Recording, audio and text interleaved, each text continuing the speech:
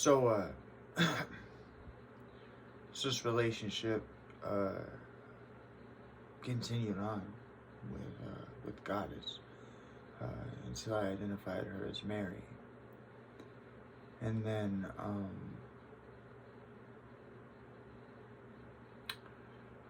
something happened. It was identified to me that Mary had been teaching me to work with this blinky dot, to make it slow down, to make it stop in one spot, make it move, so on. And I was able to slow it down enough that I was able to see that it was a mandala or something that looked like it. And Mary brought it to me to look up the mandala, and so I did. And I come to find out it's not a mandala at all. It's a yantra. And that yantra, this is the one I got. This is my original Sri Yantra. Okay? Alright? So my blinky dot that I see blinking in front of me constantly, just like, okay, is this. Okay? So as far as I can tell you, when it comes to observable space, at least when it comes to the man that is Jerry, I can see this. Okay? And it's minute. It's like, if I was able, if the quantum field exists, right, and all that, and you were to say that I was able to perceive a quanta,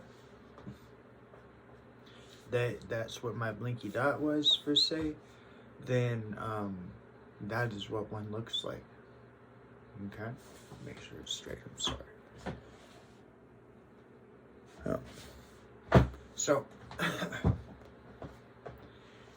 I went down this path, and I already brought her out, but I'll show her to you again.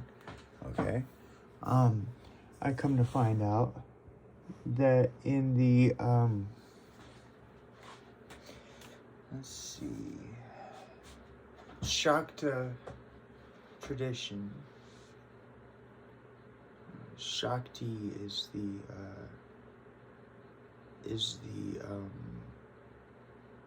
all-being, top dog, right, of everything.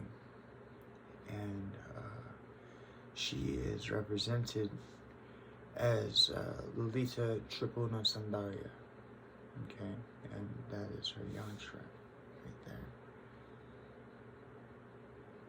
And she has taught me many things. But what you call it? So, reason I bring all that up to you is so that relationship continued until it was revealed to me that my blinky dot is that image that I showed you, and that image is related to the Mahadevi, right? The Supreme Goddess, right? She calls herself the Mother Divine, right?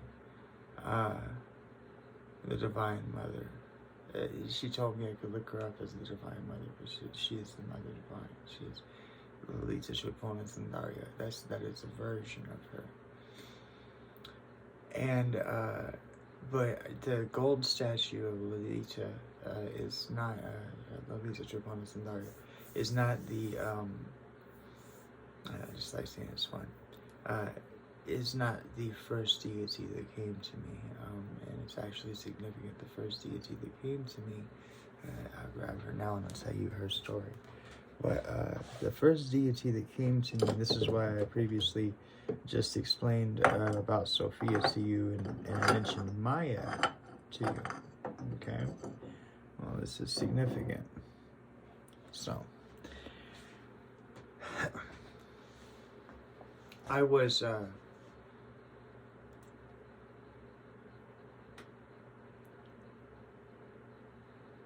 about 4 or 5 years ago now, my wife gave me the privilege and the okay and the go ahead to go ahead and smoke weed in the shed. That's what we're in right now. Here in my shed.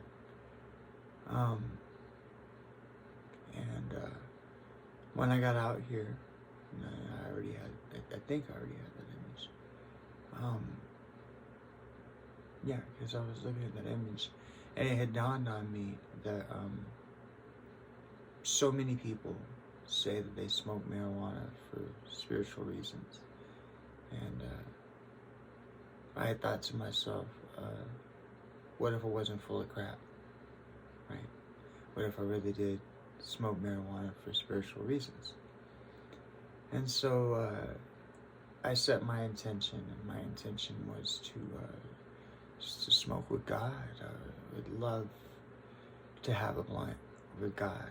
And I will provide, because I'm sure I can't handle God's stuff and whatnot, but wherever, whenever, right? And since God wasn't present there, God couldn't take the blunt out of my hand and take a hit.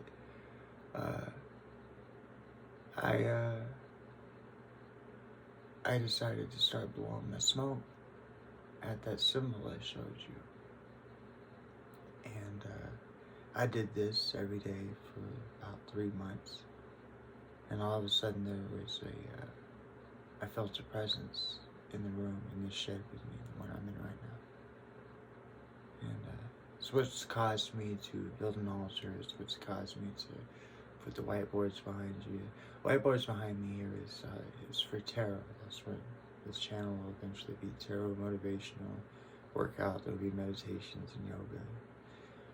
I haven't put it all together yet, but I've gotten this far. I've actually built the building of the channel. So, but a presence came to me, and it told me I could have anything that I wanted. And what I wanted, I didn't ask for, because it would have caused pain to somebody. And although I did ask for a version, if you really think about it, of what I would have asked for.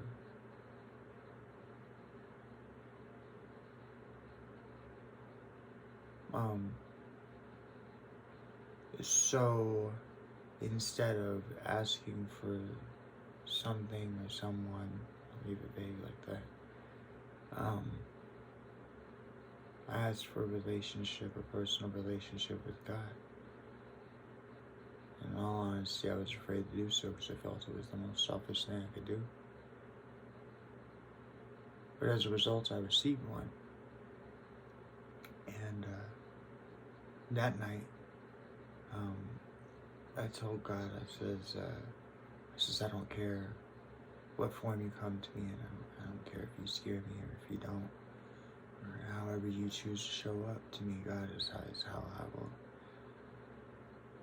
And God told me to go down to the rock store off of Tudor and Lake Otis. Tudor and Lake Otis. Yeah. The rock shop. And so I went there, and God told me that there would be a goddess that stuck out to me. And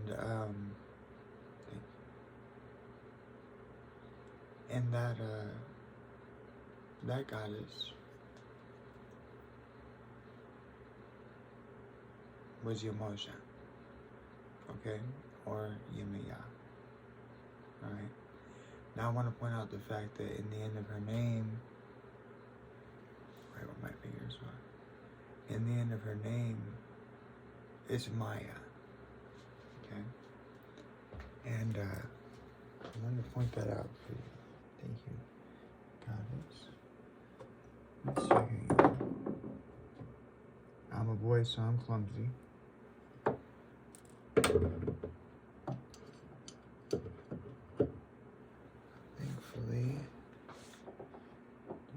just patient with me.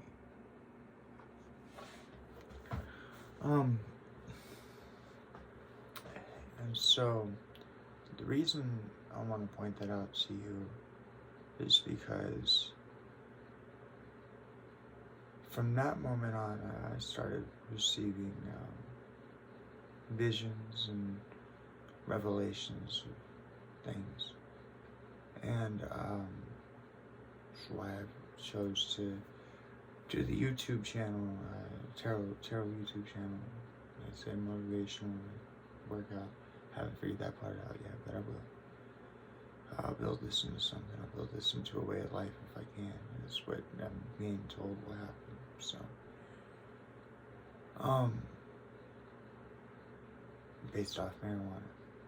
But,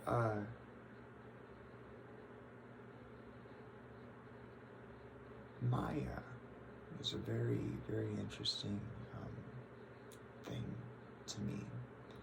See, because Sophia does not come to me as being bad.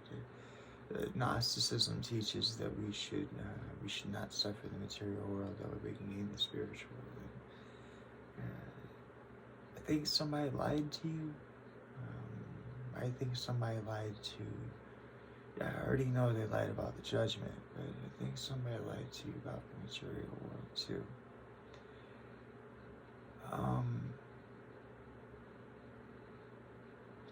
Maybe because it might be better for you not to be caught up in the material world, because you might not seek the depth of it. I don't know. I sought the depth of it, and I did. And the material world is not to be feared. Maya, especially with Yemaya, okay, being the goddess of water, has revealed herself to me as reflection, okay?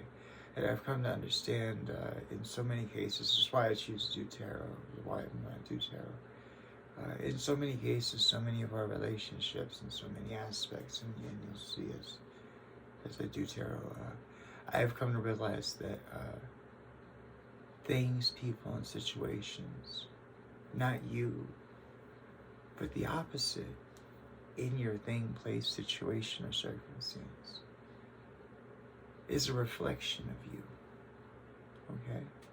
The opposite is able to, if you view the world from a reflective aspect, you will understand that certain relationships and circumstances that have happened to you, and that you have more in common with them than you think. That at the time the person was going through that, they did that thing or said that thing or whatever, that if you actually really put forth the empathy to put yourself in their real situation, you come to find out that there was a time, place, or situation where you felt like they felt, where you knew how they were thinking, because you thought those thoughts and you went through that situation. And even though that was put forth in front of you, you probably, there's no judgment, I don't judge, but if you're still busy learning the lesson, then you handled that person in the way that you wished that you hadn't been handled when you went through that situation. And that's just what comes to me right now. That would be the easy way to explain it. Reality is reflective, okay? Mirror principle. Your situation, circumstances, and people and surroundings are more important to you in your personal situation with yourself and your personal situation with God than you give them credit for. They are reflective. They are your signs, symbols, synchronicities played out in front of you through human life. So they are of the utmost importance that you pay attention to them. And so many times we take them for granted. Okay? You've been in that place or circumstance. You have, if you use empathy, you have the ability to put yourself in that person's shoes and realize that you know exactly how they feel. But that is only attainable after you're getting rid of judgment. And that is my next part. So I'll be right back. I don't know you, but I don't know where you are in your journey or in your personal financial situation. I know we're all going through hard times, but by no means am I really trying to sit here and beg for money. Just so you know, I am qualified. I got two-time felon.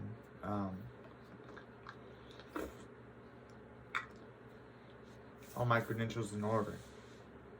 I could be flying a homeless sign right now. I choose not to. In my opinion, homelessness is a choice. I choose to do better for myself. And even though I could feel bad about myself and go kick rocks and fall into victim stance and point the finger at everybody else, I know that I have this day, I have this breath. I can take this moment. My goal here is actually to inspire people. If I had it my way, I would inspire millions, and I hope I do, and I hope I reach every one of you on a beautiful and blessed day. And if not, then I hope that my talking to you, if at all possible, beautifies and blesses your day. And I don't know if you are in a place financially where you can give, but if you could, telling you straight up, being honest with you, I'm trying to make this my full-time income. So I'll put the big red donate button down below on purpose.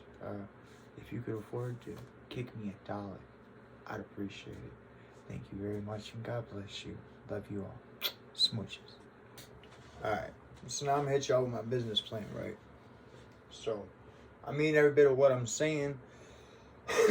I'm technologically illiterate, so I don't know if there possesses a way for a account, and of course I'll be expressing that to my bank and to PayPal. That's the only people I'll take any information from. But I don't know if there possesses a way for an account to be viewable to the populace without being touchable. I don't know, so I have to figure that out. But this is what I'm promising, this is what I'm planning, this is where the goal is, okay? So I have lots of things I want to do. We're going to name off 2 of them in this business plan, and we're going to start ourselves a model for how we can change the world, just with me being on this simple YouTube channel and you hitting the donate button. All I'm asking for is $1. Hear what your dollar going to do real fast before you judge me. So, when you give me $1, okay, so you're going to hit that big red donate button.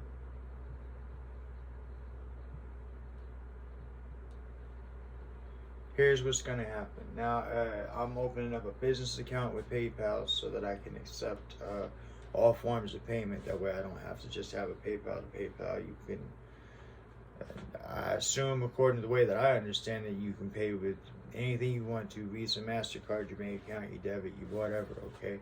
I chose to use PayPal. I understand there's something about some sort of percentages, whatever. I don't care. I want you to know that you are safe in opening up your wallet to me. And I want to make sure that's done through the most reputable that I know of, which is PayPal, okay? I could be wrong, but it appears to be, when you say online banking or internet, I think the word PayPal. So there you go. So that red donate button is going to put whatever you donate to me. All I'm asking you for is $1, but I'll make it so you can put more if you really want to. But just thank you. But what's going to happen is that when you give me $1, okay, I want you to know what I'm going to do with it. So it's going to go to this PayPal account. Now, I'm sorry. Okay, I understand I might be a little paranoid. That's fine. Okay, I don't like the idea of my money just sitting on PayPal.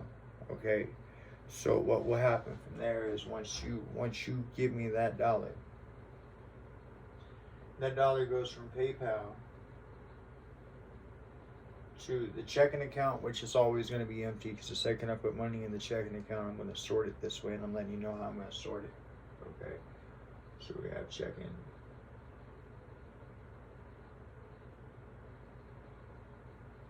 Okay, and then we're going to have savings.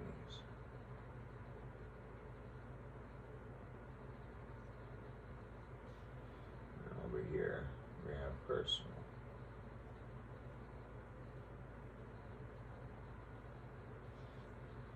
I don't want to lie to you guys. I'm being straight up with you guys. This is how I plan on doing it. Okay. So, number one, when you donate me $1, it's gonna go to a PayPal account. Okay. That dollar, what'll happen is that right off the top, okay, while it's still in the PayPal account, I'm going to use 33% of that dollar right off the top to advertise my videos, my content, my everything. I'm going to use that 33% right off the top for that. That way I can get these videos pushed in other places other than just YouTube. That way I can move things forward here because I have a goal here. So, but 33% of that dollar is going to come right off the top, okay? Then, with the leftover amount, so the remaining 66%, okay, is going to come down here. Now, I'm not even going to write a figure because this is how my banking is going to go, so you guys know. When it goes into my checking account, okay, I'm going to put 66% of what's remaining that comes from my PayPal over here for taxes. Okay? I'm going to pay 66% of my taxes quarterly. Okay? Even if it overpays, I think you can gain interest that way. And if that's the case, that works too because it'll keep this ball rolling faster. Okay? But I'm gonna pay 66% to my taxes. It's gonna sit in a savings account until I pay quarterly every year. Okay, 33% of that is going to go right over here, right? So, well, I guess it'd be, well, no, I'll leave 1% in the checking account. So 33% of that is going to go of what comes from PayPal, right? So 66% is going to go to my savings for taxes. 33% is going to go to my checking for my own personal living. Okay, now I want to tell you what I'm planning on doing with my own personal living portion of this. That way all this will make a little sense to you. And maybe it make a little more sense to you as to why you want to give me that dollar on that PayPal, if you choose to, and if you're in the place to be able to, okay? And that's this right here. Okay. So that 33% that I set in my checking, of course, you know, I have to pay my bills and such as that. But if I get enough money in there, if you can help support me, if you can help me make this my 9 to 5, okay, if you can, I'll dedicate myself to it. There might be a day or two lapse here coming soon because I've just hammered at this. I built this thing and then I've been hammering and teaching myself all these things. I still haven't even figured out how to put these videos to YouTube, but I know that I'm getting the film taken care of, and then as soon as that's done, then I just got to set up the PayPal account, which I'm talking to you about now, and set up a figure out how I can even post these videos onto YouTube because I don't know that yet. But when you give me that dollar, and I put 33% to advertising initially, and 66% of that comes from my PayPal account to my checking account, right? And 66% of what comes to my checking account is going to go to my savings, and 33% is going to go to my my actual what I live off of, right? I leave that 1% in there for emergencies or in case we want to splurge on the on doing something for the channel or something like that. I don't know. Okay, but what'll happen here is this right here is I'm gonna take that 33% and I'm gonna buy real estate.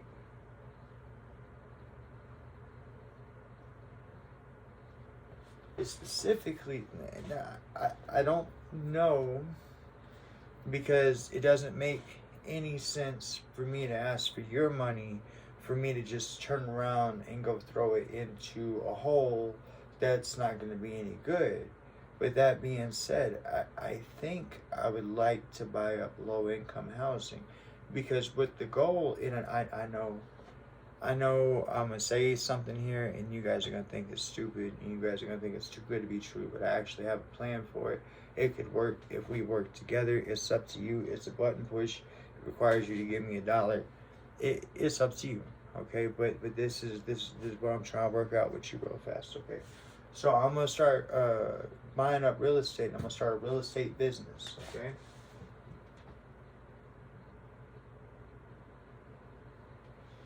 Now, if you give me your $1, like I say, these things will go this way. This will be 33% goes, you know, like I said, I pay my bills first and all that stuff. And when I can afford it, I will invest in real estate. And I'll put videos on here. That way you guys can see that I'm doing the thing. I believe in holding myself accountable, so you guys will be able to see this. All the way from the me starting here in the shed to the whatever this ends up being, okay? But what I would like to do is I would like to buy low income housing, okay?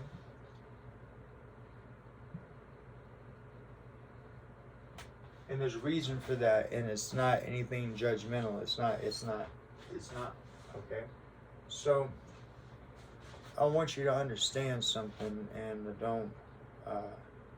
I don't know that you will, but I'm going to try to give it to you, okay?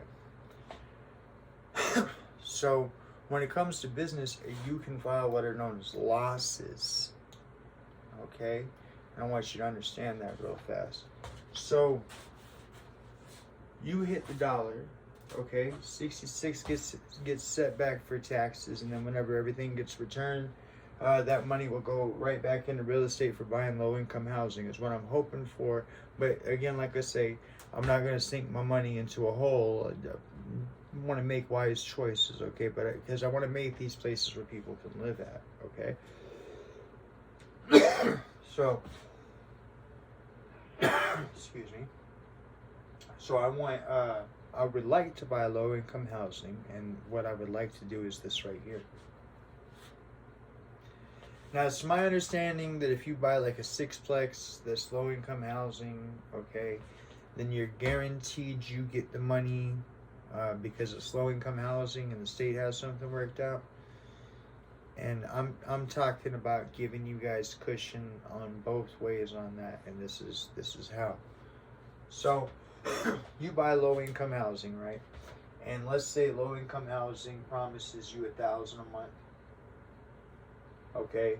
Whereas they charge the tenant, let's say $650. Okay? This is we can end homelessness like this. Okay? I don't know how to display it on the internet. If there's a way for me to figure that out between PayPal and my banks, I will. Okay? That way I can hold myself accountable. That way you can look and you can see what's going on. Okay?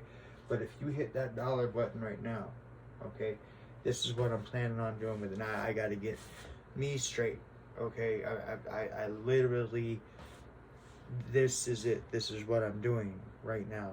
I'm devoting my heart and soul to this. This is I need to see where this goes, and I feel that God has called me to it, and that's where I'm at with it. And this is the last of the videos for me to produce. As soon as I get it all edited, I'm putting it out there.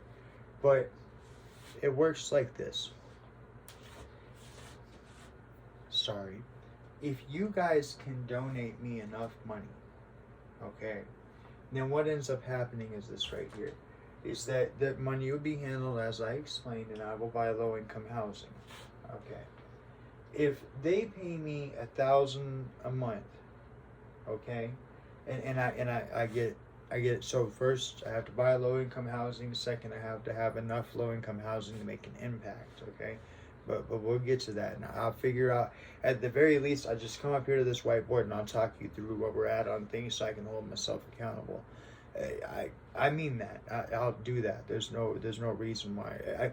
I can literally, I'll treat you as if we are a relationship, right? And I will let you know, as far, when I say relationship, I mean business partnership, and I'll let you know what it is that I'm doing with our channel as far as where we're going with things, okay? But the plan here is this right here, is that of course I gotta fix me, but I buy this low income housing. I buy enough of it. If they pay $1,000 for the person to pay $650, the reason why I got those two put up on the board is this right here. If you guys donate me enough money, then what we can do is this. I want to make it. Okay, this is a multi-impact statement. I want you to hear me real fast. Okay, so these are low income housing.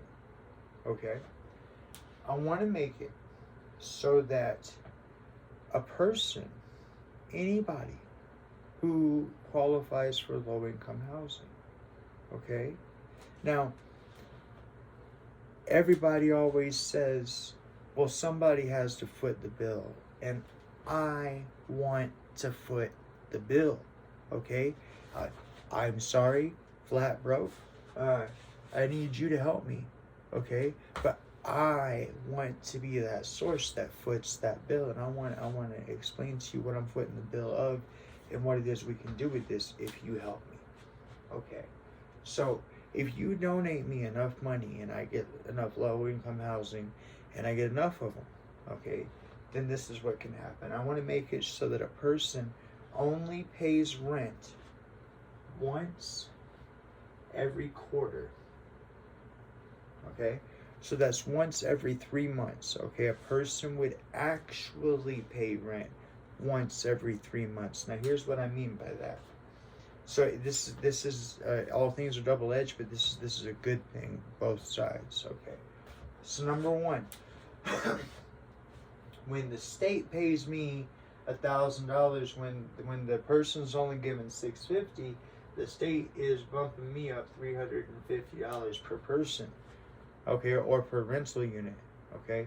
So if I make it so that a person only pays rent once every quarter, so once every 3 months, okay, then what ends up happening is that 2 of those months the state don't pay me $350.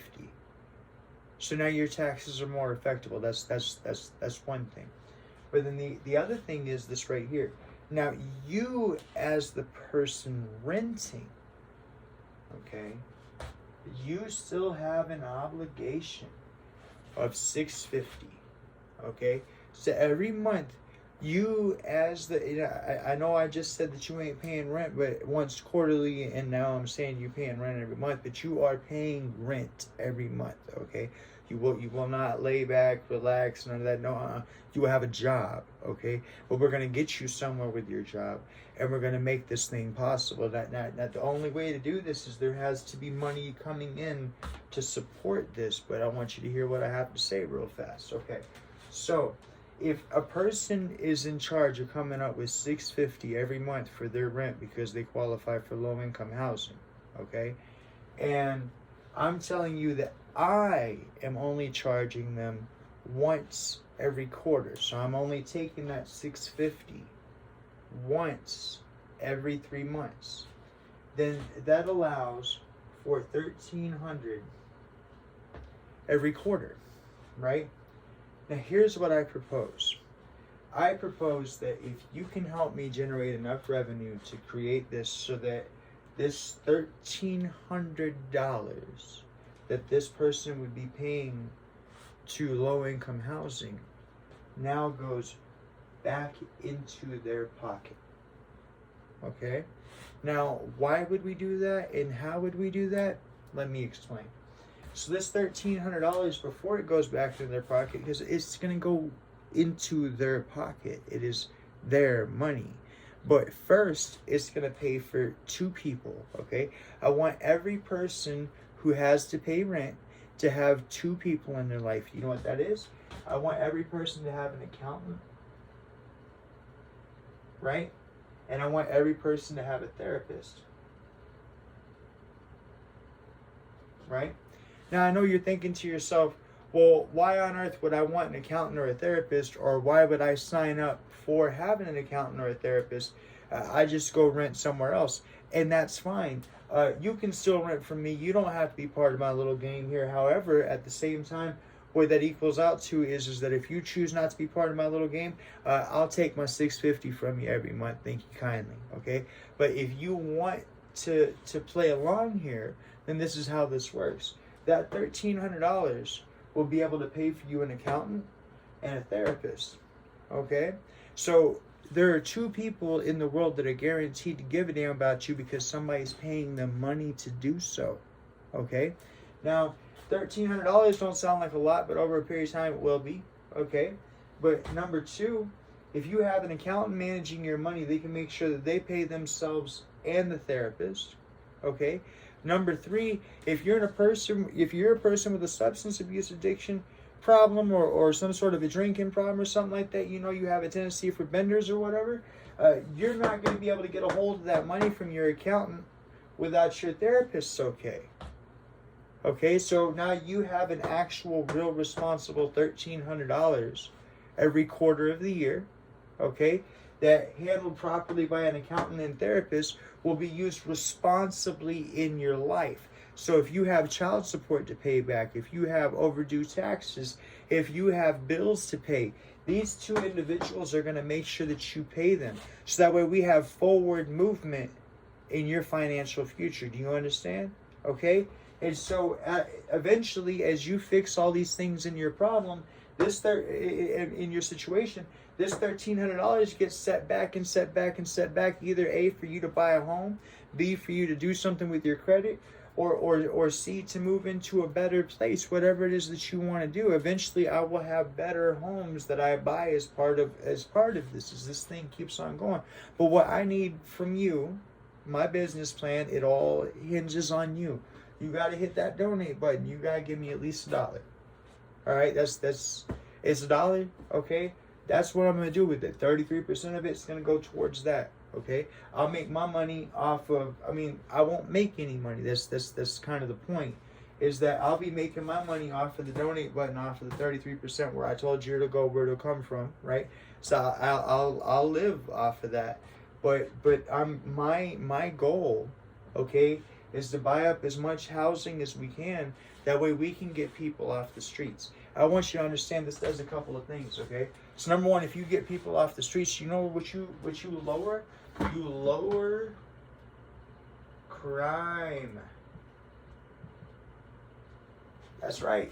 When you don't have people on the street with nothing better to do than to have their hands in their pockets and walking down the road, right? Peeping stuff, contemplating, figuring out what they're going to do, you have less crime, okay? But they don't have a real reason to want to step outside of crime until you can give them a home. And you can't give them a home until you start solving things. And I think this is where it starts at, okay? I think that we can generate enough money to make it so that eventually no person has to be homeless. Now there are people out there that like to be alone, and there are people out there that have their own way of life, okay? And that's fine, okay? That, you know, but for the majority, we can make homelessness a past issue. Now I want to tell you something else we can do. If we get this going good enough, okay, because this can actually generate money over a period of time. It's just a slower clock. And I don't mind doing the slower clock if what we have going here is we're helping people, we're lifting people up, we're better in our community, and we're making things happen. And like I say, that what if for this holiday season, what if you had an accountant and a therapist that had helped you remembered all the little things that you had brought into the therapist, that you talked about your girl, or you talked about your kids, or you talked about your dog, right? And so you got a person that actually gives a damn about you, listening to you, help you figure things out, right? But then you also got an accountant to make sure that you set back enough money. How would an extra $1,300 have helped you this holiday season? right? And what if you could provide that to the man who qualified, the man, woman, family that qualifies for low income housing? Okay, but you can, and it's right here in this. What I'll do with it, I'll like I say, when I make a move, I'll check in with it. I don't, you know what I mean? It went the second I go to buy a house, and I go to get some low income housing and whatnot, what I'm doing with it or whatever, I let you guys know. Okay, and I'll let you guys see what's happening with it, what's going on, and they'll know that it's as a result of Defy Yourself, the channel that we got right here. Okay, but it all hinges on you donating that dollar, and that's up to you. But that's what I'm doing with it. That's my business plan. I believe God called me this, like I say, so I already know. But nonetheless, though, thank you very much. And you guys have been a joy to host, even though I know y'all been talking to me. I've been talking to you. And y'all take care of yourself, all right? All right, later.